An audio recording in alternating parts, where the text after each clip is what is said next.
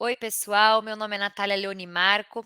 Eu sou analista de políticas públicas e gestão governamental da Prefeitura de São Paulo desde 2016, advogada especialista em direito municipal e hoje eu estou aqui para tratar com vocês da nossa LINDB, né? A gente fala de nova LINDB, né? É um decreto aí de 42, mas é nova porque ela teve muitas modificações, como a gente vai ver, né? A nossa lei de introdução às normas do direito brasileiro e quais são as suas mudanças para o gestor. Então, se você for prestar o concurso de analista de políticas públicas da Prefeitura de São Paulo, qualquer outro concurso, né, de gestor municipal, estadual, leitura obrigatória da LINDB. Ela é a nossa norma de introdução às normas do direito brasileiro. Eu coloquei até um pleonasmo, né? Porque na verdade ela é a lei de introdução, por isso as iniciais, lei de introdução às normas do direito brasileiro, mas ela é uma norma, né? Que teve essa nomenclatura alterada em 2010. Eu entrei na faculdade em 2009, né? Na faculdade de Direito. Na minha época ainda era LICC, Lei de Introdução ao Código Civil. Depois, em 2010, ela se tornou LINDB, porque realmente é o nome que mais está de acordo com ela. Porque a gente teve bloco, né?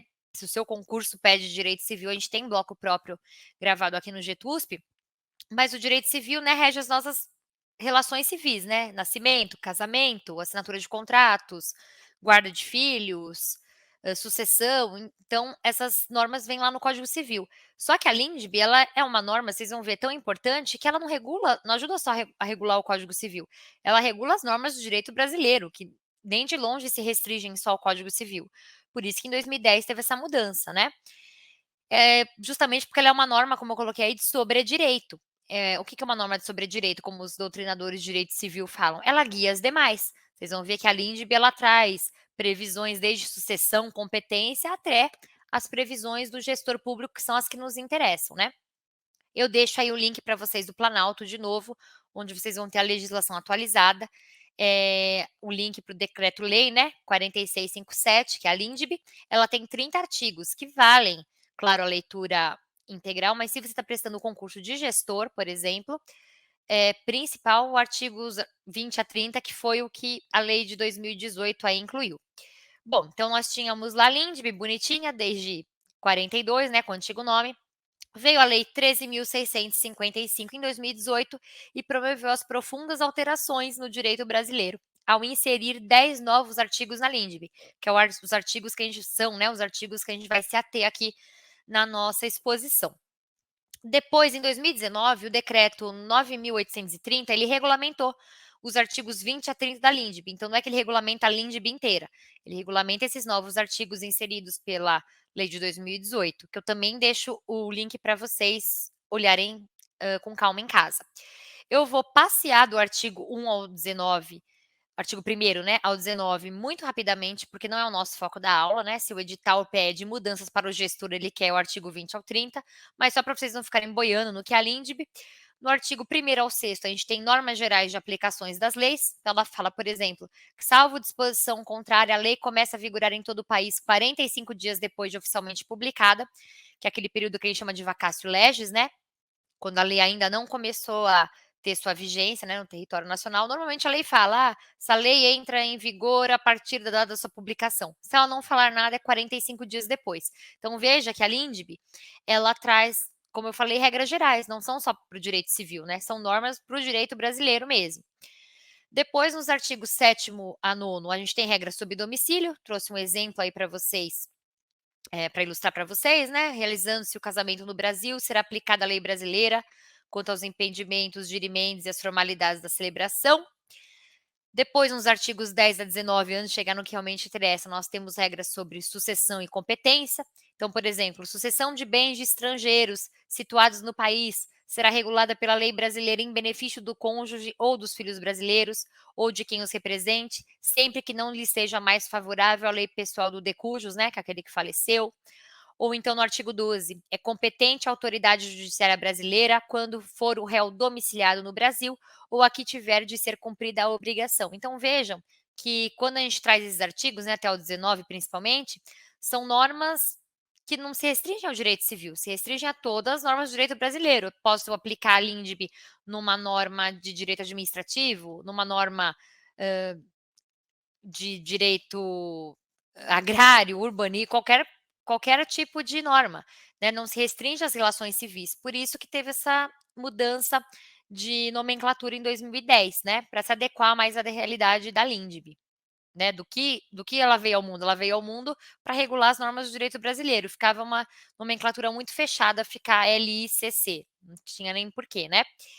E aí, principalmente você que está prestando concurso de gestor, artigos 20 ao 30, atenção máxima, porque são aquelas normas que a gente falou no início da explanação aqui, sobre gestão pública que foram inseridas pela lei de 2018.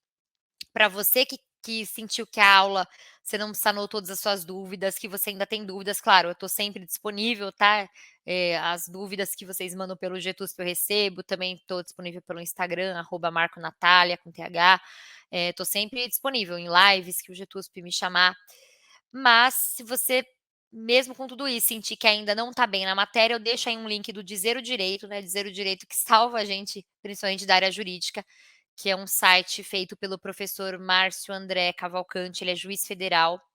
Esqueci a região que ele é juiz federal, não sei se é da primeira, da quarta, mas ele é juiz federal e assim, ele simplesmente disseca todos os informativos de STF, STJ, explica mastigadinho tudo. E ele fez nesse link toda a explicação que eu também tirei como base aqui para a nossa aula, sobre os breves comentários da lei, né, de 2018, que trouxe da lei e do decreto, né, que depois regulamentou ela, que trouxe as alterações da LINDB. Então, sentiu que tem dúvida, além de me perguntar, claro, acesso a esse link que vai estar super bem explicado. Artigo 20. Então, nós vamos tratar de todos os artigos aqui, mas claro que não substitui também, né, do 20 ao 30, nós vamos ver na íntegra a sua leitura em casa, revisando sempre. Nas esferas administrativa, controladora e judicial, então sempre pensar, aqui eu não tenho restrição de esfera, seja na esfera administrativa, a prefeitura está lá com o processo administrativo, que a gente tem um bloco próprio que narrou muito, né, o processo administrativo. Seja na órbita administrativa, controladora, né, então pensa Tribunal de Contas, né, que exerce aí a fiscalização, ou judicial, né, do Poder Judiciário, não se decidirá com base em valores jurídicos abstratos, sem que sejam consideradas as consequências práticas da decisão. Então, o que eu trago em azul aqui, principalmente a explicação do professor Márcio, né, a explicação da doutrina, o que esse artigo 20 trouxe, gente, foi simplesmente evitar abstrações. Mas, assim, o professor Márcio até fala, né, que tem um paradoxo aí, porque muitas vezes a própria LINDB é abstrata, o decreto também, a lei também é, e ela veda a abstração, né? Então, são coisas que, assim, meio difíceis do intérprete interpretar. Mas o que ele trouxe aí foi simplesmente evitar uma abstração. Então, eu não vou decidir, né, seja em qualquer das esferas, com base em valores abstratos. Ah, vou jogar lá um princípio da dignidade da pessoa humana e não vou explicar mais nada, sem que sejam consideradas as consequências práticas da decisão. Então, aí que o decreto nos ajuda, para tentar ser um pouco mais específico, né? Para fins do disposto nesse decreto, consideram-se valores jurídicos abstratos aqueles previstos em normas jurídicas com alto grau de indeterminação e abstração. Como a gente brinca, né? Falou, falou e continua a mesma coisa. Tudo que tiver um grau muito indeterminado, como eu dei o exemplo, dignidade da pessoa humana, né? Um baita de um princípio, né? Muitas vezes os julgadores julgam com base nele. Mas tá, e qual a consequência prática disso? É isso que a LINDB tenta evitar, né? Decisões abstratas. Todas as vezes em que se decidir com base em valores jurídicos abstratos, deverá ser feita uma análise prévia de quais serão as consequências práticas dessa decisão. E o exemplo aí, principalmente também que o professor Márcio traz, são os medicamentos de alto custo. Então, principalmente quem estuda para carreira jurídica, sabe, a pessoa precisa de um medicamento de alto custo para tratar da saúde. E aí ela entra no judiciário exigindo que ou o município, ou o estado, ou a União arquem com aquele medicamento para ela. A despeito, claro, da gravidade, né, do caso, da pessoa realmente necessitar daquele medicamento, existe um sopesamento aí pelos entes da federação que, se eu der aquele medicamento para aquela pessoa, eu estou tirando um dinheiro do orçamento que eu estou destinando apenas a uma pessoa, não que a vida dela não seja importante, obviamente que é, principalmente para a família dela, para ela. Mas eu estou destinando um medicamento de alto custo para aquela pessoa, que aquele mesmo valor poderia suprir 50, 100 pessoas que precisassem de um medicamento mais barato. Então, sei lá, com o dinheiro que eu estou destinando para ela, eu deixo de atender 200 pessoas, 500 pessoas. Então, é isso que é decidir em valores jurídicos abstratos. Eu preciso fazer primeiro uma análise prévia de quais vão ser as consequências, né? Quais as consequências práticas daquela decisão. Poxa, eu vou decidir aqui, vou Então eu estou lá na posição de juiz, eu vou decidir se esse medicamento vai ser dado ou não, mas qual vai ser a consequência disso? Um município que não tem dinheiro nem para nada, vai deixar de atender o básico, por exemplo, de uma UBS. Então é esse o exemplo que o professor Márcio traz. Artigo 3º, parágrafo 2º. Na indicação das consequências práticas da decisão, o decisor apresentará apenas aquelas consequências práticas que, no exercício diligente de sua atuação, consiga vislumbrar diante dos fatos e fundamentos de méritos jurídicos. Claro, aqui de novo, evitar devaneios. Eu vou pegar no caso prático qual vai ser a consequência daquela decisão. Parágrafo único, voltando para a LINDB, né? A motivação demonstrará a necessidade, voltando para a LINDB, porque até então a gente estava em azul falando sobre o decreto, né? A motivação demonstrará a necessidade e adequação da medida imposta ou da invalidação de ato, contrato, ajuste, processo ou norma administrativa, inclusive em face das possíveis alternativas. E aqui eu trago de novo o exemplo do professor Márcio. Vamos pensar. Licitação na qual se descobre que houve fraude. O administrador que decidir pela anulação do ato deverá demonstrar que essa medida é necessária e adequada para resguardar a moralidade administrativa, princípio que a gente já estudou em bloco próprio, né? E que não é possível que seja feita a convalidação, porque a convalidação, em tese, se apresentaria como uma possível alternativa, né? Considerando que houve superfaturamento e, portanto, prejuízo ao erário, né? Ao dinheiro público, aos cofres públicos. Então, o professor Márcio, na verdade, de novo, ele interpretou para nós todo esse parágrafo único. A gente estudou em bloco próprio, né, que o ato administrativo ele pode ser convalidado, mas aqui não, eu preciso ver, eu preciso motivar. Aqui eu não vou convalidar. Por que que eu não vou convalidar? Ah, porque teve um superfaturamento. Ah, porque teve uma ofensa aqui ao princípio da moralidade que culminou nisso, nisso e nisso. É isso que o parágrafo único diz. Quando a motivação demonstrará a necessidade e adequação da medida imposta, tá? Então sempre pensa, por exemplo, nesse exemplo da licitação de qualquer outro procedimento administrativo, né? Depois eu trago o artigo 2º do decreto, parágrafo 3º. A motivação poderá ser constituída por declaração de concordância com o conteúdo de notas técnicas, pareceres, informações, decisões ou propostas que precederem a decisão. Aqui fazendo o link para o que a gente estudou lá em atos administrativos, né? Na nossa parte de direito administrativo, motivação, quem lembrar, né? Per relacionem ou aliunde, que é aquela que eu não estou motivando eu mesma, mas eu me remeto, né? Eu remeto a pareceres, a notas técnicas de outro processo e falo que eu estou concordando com aquilo. Eu estou trazendo o decreto, gente, talvez na prova nem caia o decreto, né? Caia mesmo. O que tem que ler obrigatoriamente é os artigos 20 a 30 da LINDB. Só que eu estou trazendo o decreto porque ele dissecou, né? Ele tentou explicar, na medida do possível, a lei que alterou a LINDB, a lei de 2018, para trazer, principalmente para quem não é formado em direito, uma matéria um pouco mais palatável. Mas se for, não deu tempo, não dá para estudar o decreto que regulamentou, né, a mudança da LINDB, estudar só a LINDB. Mas aqui na aula, pelo menos, fica um pouco mais didático, né?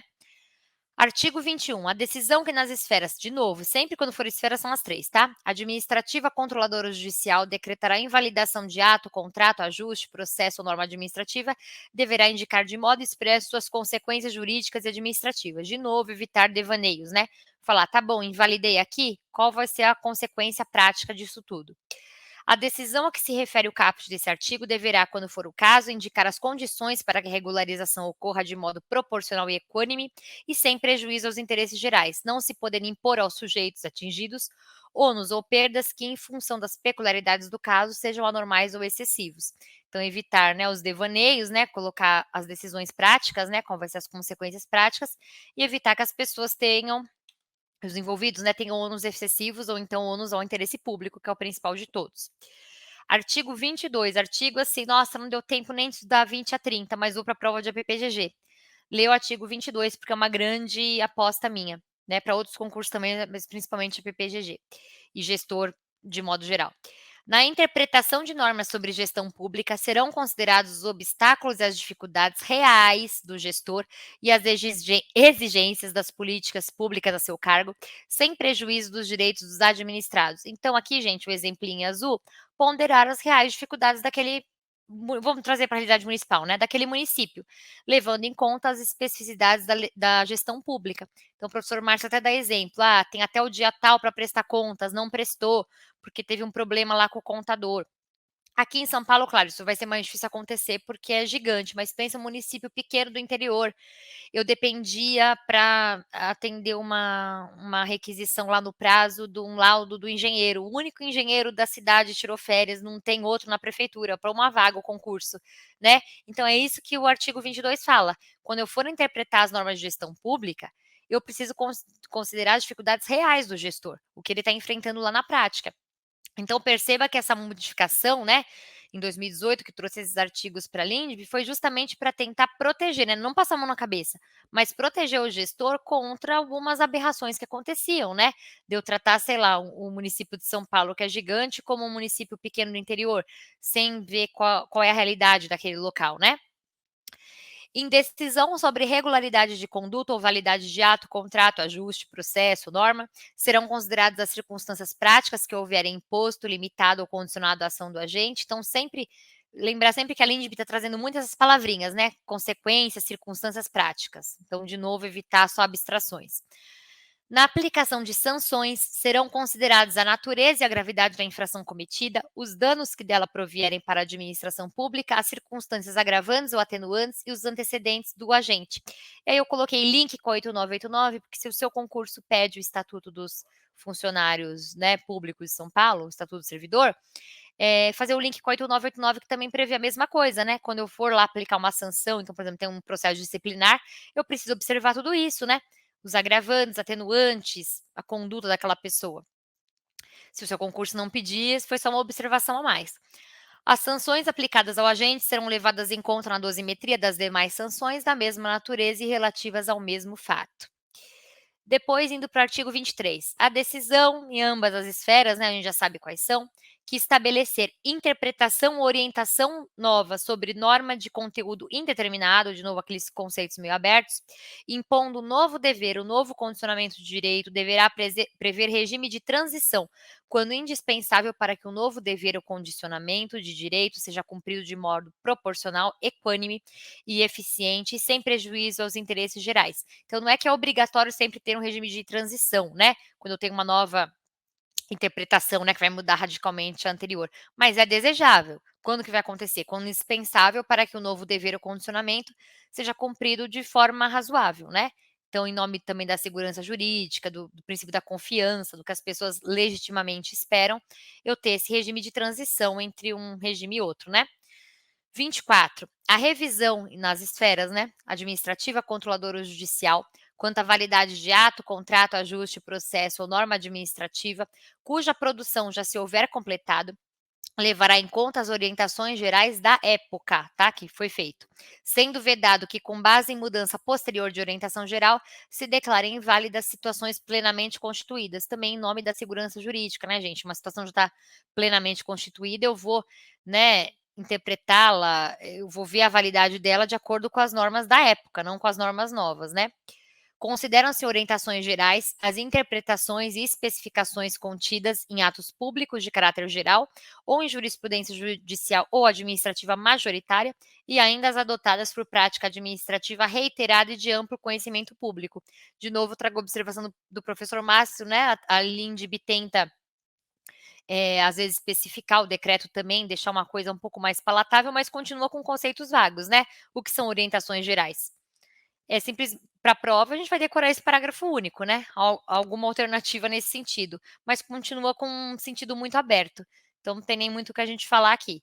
São expressões também indeterminadas, vagas, que é justamente o que a LINDB tenta conter, mas se cair na prova, o que são orientações gerais? Não tem muita explicação. Pensar nessa jurisprudência majoritária, né? O que os tribunais, o que a jurisprudência administrativa, né? Pensar em prefeitura, tá, tá decidindo. Conceitos vagos. O artigo 25 foi vetado, né? Ia ser incluído, mas foi vetado. Pulando para o artigo 26, para eliminar a regularidade, incerteza jurídica ou situação contenciosa na aplicação do direito público, inclusive no caso de expedição de licença, a autoridade poderá, após a oitiva do órgão público e, quando for o caso, após realização de consulta pública, né, para ouvir os interessados, e presentes razões de relevante interesse geral, celebrar compromisso com os interessados, tá? Foi um instrumento que a LINDB trouxe, observada a legislação aplicável, o qual só produzirá efeitos a partir de sua publicação oficial. E aqui nós temos os requisitos desse compromisso. Buscará a solução jurídica proporcional, que é tudo que a LINDB busca, né? Equânime, eficiente e compatível com os interesses gerais. Não poderá conferir desoneração permanente de dever ou condicionamento de direito reconhecidos por orientação geral. Deverá prever com clareza as obrigações das partes, o prazo para seu cumprimento e as sanções aplicáveis em caso de descumprimento. Então, aqui foi esse instrumento que a LINDB trouxe, o compromisso com os interessados, né? Para também eliminar qualquer incerteza aí em nome do princípio da segurança jurídica. Só que eu trago aqui o decreto, né? Vai que cai. O decreto traz mais um instrumento que é o termo de ajustamento de gestão. Quem for prestar principalmente gestor público, né? Acho importante. Poderá, isso está já no decreto, artigo 11, poderá ser celebrado o termo de ajustamento de gestão entre os agentes públicos e os órgãos de controle interno da administração, com a finalidade de corrigir falhas apontadas em ações de controle, né? Lembrar, por exemplo, da nossa controladoria, aprimorar procedimentos, assegurar a continuidade da execução do objeto sempre que possível e garantir o atendimento do interesse geral. A decisão de celebrar o termo de ajustamento de gestão será motivada, né? Como tudo na administração tem que ser. Não será celebrado o termo na hipótese de ocorrência de dano ao horário praticado por agentes públicos que agirem com dolo ou erro grosseiro, que a gente vai ver mais à frente o que é. E a assinatura de termo de ajustamento será comunicada ao órgão central do sistema de controle interno. Então, são dois instrumentos diferentes, tá? Um na LINDB, um no decreto. Vai que cai o decreto, então achei por bem trazer. Artigo 27. A decisão do processo nas esferas administrativa, controladora ou judicial poderá impor compensação por benefícios indevidos ou prejuízos anormais ou injustos resultantes do processo ou da conduta dos envolvidos. Aí, conforme observado, é evitar prejuízos anormais, como a gente já viu em artigos antecedentes, né? Tudo dentro da ponderação, de ser equânime e tudo mais. A decisão sobre a compensação será motivada, ouvidas previamente as partes sobre seu cabimento, sua forma e, se for o caso, seu valor.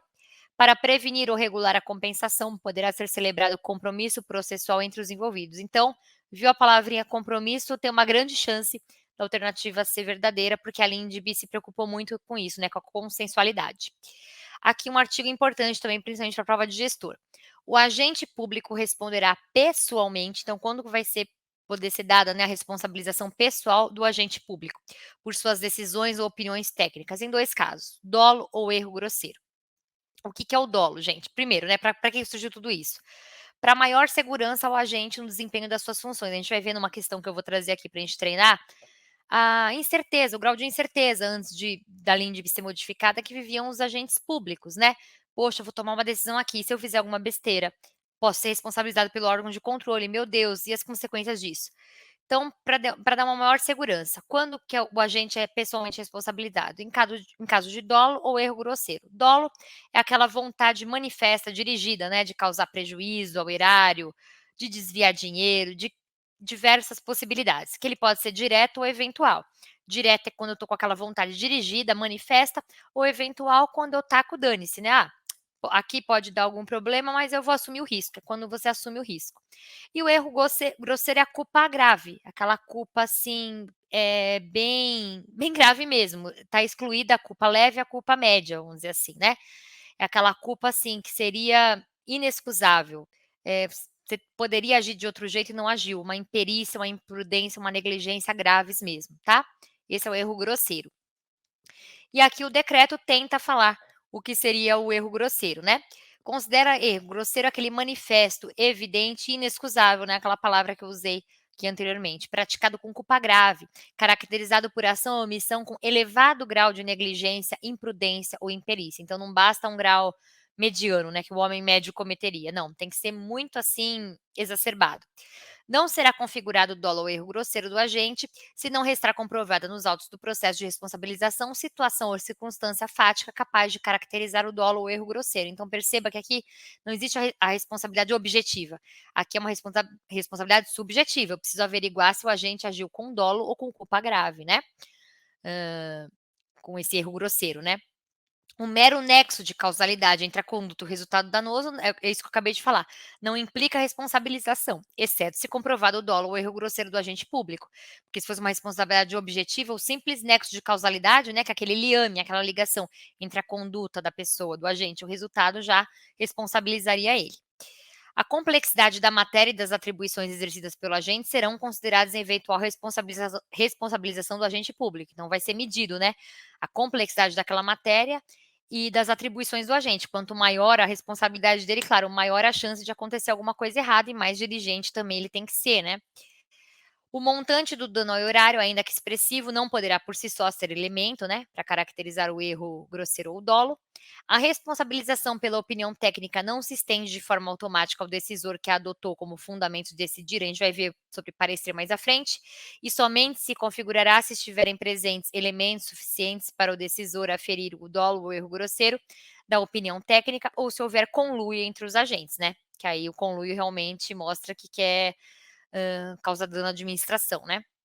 No exercício do poder hierárquico, que a gente também já viu em bloco próprio, né? Aquele poder que tem a hierarquia, né, entre a autoridade e o agente subordinado, só responderá por culpa invigilando aquele cuja omissão caracterizar erro grosseiro ou dolo. A culpa invigilando é aquela que ocorre quando eu falei no meu dever de vigiar, né? Eu no meu poder hierárquico, eu tenho o dever de vigiar quem está abaixo de mim, para ver se está executando um bom trabalho, etc. A minha responsabilização só vai acontecer se a minha omissão, né, caracterizar erro grosseiro ou dolo. O disposto nesse artigo não exime o agente público de atuar de forma diligente e eficiente no cumprimento, claro, né, dos seus deveres constitucionais e legais. E aqui eu trouxe um aprofundamento, gente, caso seja perguntado aí em relação a parecer, né, também trazido do site do Dizer o Direito, uma decisão de 2008 do ministro Joaquim Barbosa, diferenciando as 3 espécies de parecer, né? Porque aqui falava no decreto, né? O que vai vincular se eu me filiar a um parecer. Existe o parecer facultativo, obrigatório ou vinculante. No facultativo, o administrador não é obrigado a solicitar o parecer, ele solicita se ele quer.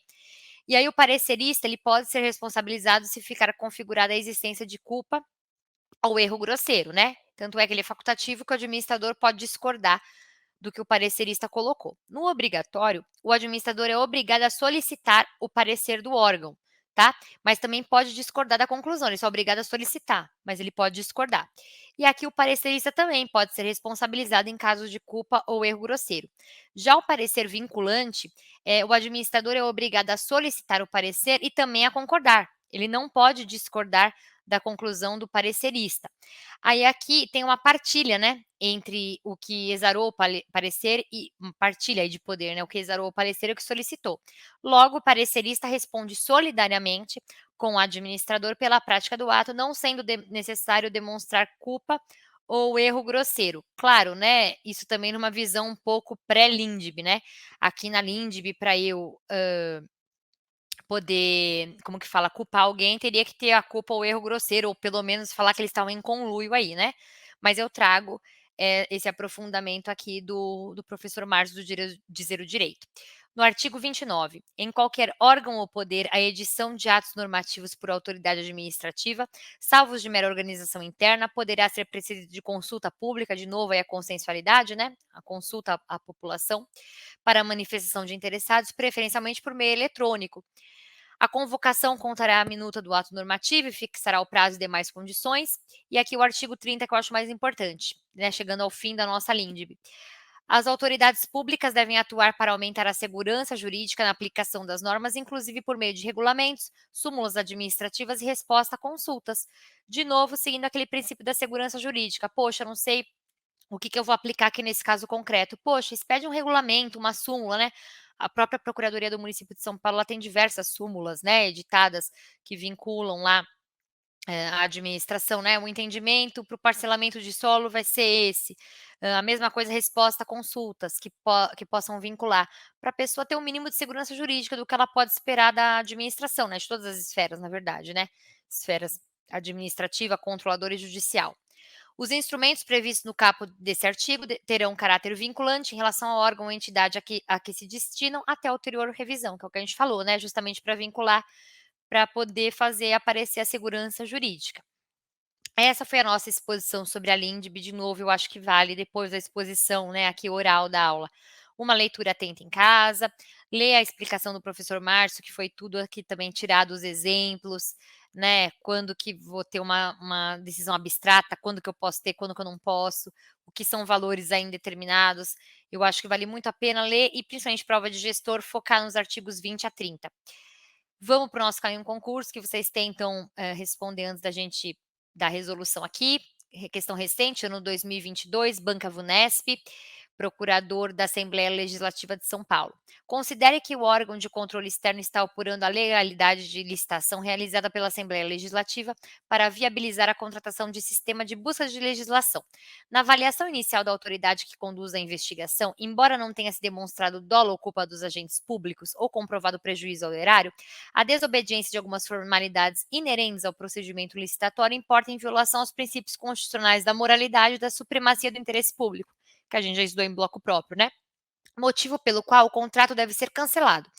Considerando a situação hipotética disposta na Lei de Introdução às Normas do Direito Brasileiro, é correto afirmar que o agente público responderá de forma pessoal e objetiva por decisões que ofendam o princípio da supremacia do interesse público? Vimos que não, né? Ao contrário, é uma responsabilidade subjetiva, porque ele precisa atuar aí com dolo, com erro grosseiro, né? Aquela culpa grave. Então, a AJA não seria. A nova interpretação sobre normas de gestão pública, quando baseadas em princípios constitucionais, devem ser aplicadas de forma retroativa. Também vimos que não. Voltar naquele artigo de interpretação de normas de gestão pública não tem essa aplicação retroativa. Os parâmetros de decisão previstos na LINDB não se aplicam às esferas controladoras. Já paramos aí e nem lemos o resto, porque a gente viu as esferas que a LINDB se aplica, né? Controladora, judicial, administrativa. D. Qualquer decisão que seja proferida na esfera controladora não poderá ser realizada com base exclusivamente em valores jurídicos abstratos, sem considerar as suas consequências práticas. Parece ser certa, né? Vamos só ver aí para ter certeza. A decisão sobre a avaliação de regularidade do ato deve considerar exclusivamente as disposições normativas vigentes ao tempo. Não ouvimos que é aquela de quando o ato foi exarado, né? Não aquelas vigentes agora, quando eu estou avaliando a validade. Então, só poderia realmente ser a D. E olha que curioso a D. Só falou da esfera controladora, mas claro que vale para a judicial administrativa.